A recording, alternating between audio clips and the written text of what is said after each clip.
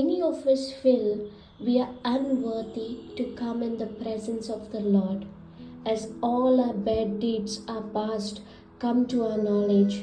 Many complain that God does not love or hear me. The day we understand that I am the reason God sent Jesus to take my place and die on the cross by taking my sin, guilt, shame, oppression upon Himself. This truth sets us free and we are saved forever.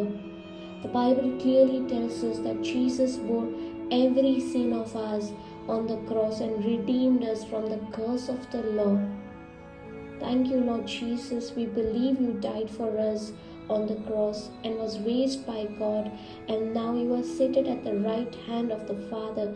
We declare you are the Lord God and our Savior of our lives. Amen. Thank you, Jesus.